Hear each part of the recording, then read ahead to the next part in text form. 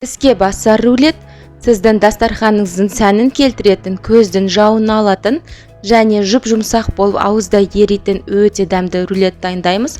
Құрамына 3 түрлі салма саламыз. Барлық керек өнімдерді видеоның астында толық жазып кетемін. Каналға қош келдіңіздер. Сіздермен бірге Инка Максовна.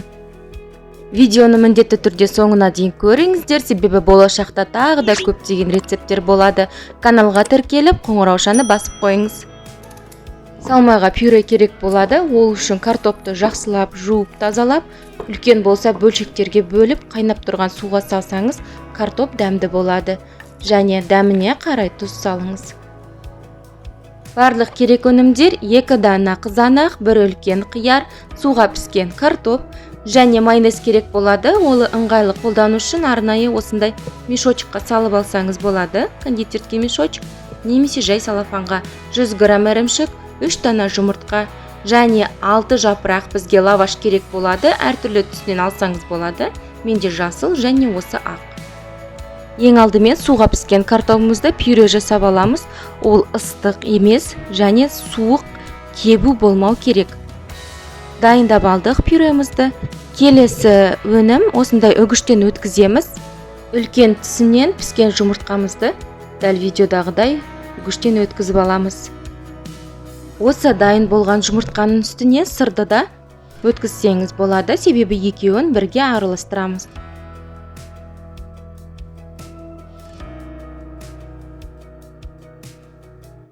Үгіштен өткен өнімдерді бірінші араластырамыз да, оның дәміне қарай майонез саламыз. Майонезді көп салмаңыз, себебі біздің тек қана осы өнімдер бір-біріне жабысып тұру керек.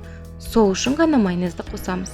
Келесі керек өнімдер: 3-ші салмаға біз 2 дана қызанақ және 1 үлкен қияр аламыз.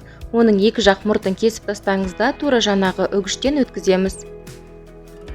Немесе қалауыңыз бойынша ұсақтап турасаңыз болады қызанақ пен қиярды. Қызанақты да дәл сол үгіштен өткіземіз. Қияр мен қызанаққа міндетті түрде дәміне қарай кішкене майонез қосамыз. Жақсылап араластырамыз. Ол бізде осындай дәл видеодағыдай сұйықтау және сулы болып шығады. Ол өте жақсы, себебі біздің рулетіміз нәрлі болып шығады. Егер де ол құрғақ болса, онда біздің рулетіміз құрғақ болып шығады. Біздің салмамыз дайын, олар өте оңай және тез дайындалады. Енді біз рулетті жинауға кірісеміз. Дәл менің каналымда 100-ден астам рецепттің түрлері бар. Солардың жасалу тәсілі және толық керек өнімдері жазылған. Міндетті түрде каналға өтіп, видеоларды тамашалаңыз. Осындай 3 лавашты аламыз. Ол кеппеген, жұмсақ болу керек, балғын. Соған біздің ең бірінші салма картопты пюремізді жақсылап жағып шығамыз. Оны жұқа қылып жағу керек. Лаваштың шет-шетіне жеткізіп және аяқ жағына кішкене қалтырамыз. Одан кейін бетіне біздің арнайы кондитерлік мешокқа салынған майонезді осылай ыңғайлы қылып жағамыз. Артынан қасықпен тегістеп шығамыз. Міне байқасаңыз, біздің лаваштың аяқ жағында ұзын жолақ кішкене қалған. Ол жаққа пюре жақпаймыз. Және келесі қабат тағы бір лавашты жабамыз да, оның бетінен екінші салмамыз жаңағы біздің сыр мен жұмыртқаны жақсылап бетіне тегістеп жағып шығамыз. Бір жақ бұрышын толық шетіне жеткізбей жағып шығамыз.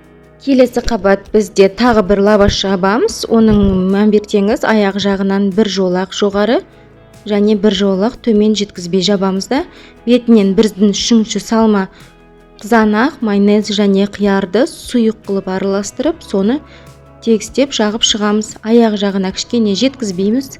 Енді лавашты өзімізге қарай қаратып аламыз да, ыңғайлап шетінен ақырын лавашты жыртып алмай, ақырын рулет қып ораймыз. Қатты қып орамаңыз, кішкене босынан қырып ораңыз. Мен кішкене қатты қып орап едім, нығыздап, ақырындап жыртыла бастады. Одан кейін рулетті ақырын жұмсақ қылып кеңінен орап едім. Осылай жыртылмай, соңғы қабаты әйбәт әдемі болып шықты. Осы рулетімізді енді арнайы пищевой пленкаға жақсылап барлық жағынан 2 қабат 3 қабатқа орап аламыз да, формасын сақтап және дәмі сіңу үшін 1 немесе 2 сағатқа тоңазытқышқа қойып қоямыз.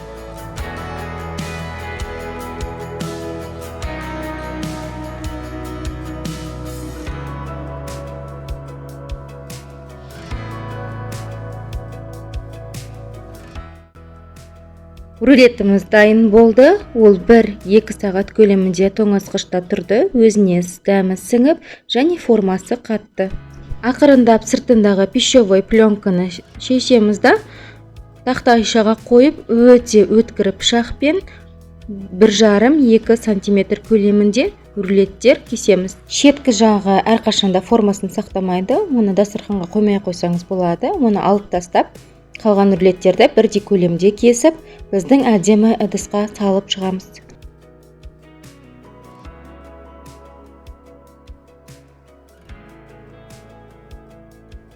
Егер сізге осы рецепт ұнаса, каналға тіркеліп, еңбегімді бағалап кетіңіз. Мен үшін сіздің пікіріңіз өте маңызды. Міне өте нәрлі, әдемі және оңай тез жасалынатын біздің рулетіміз дайын. Міндетті түрде жасап көріңіз, сізге ұнайтынына сенімдімін. Сіздермен бірге болған Инка Максовна, қош сау болыңыз.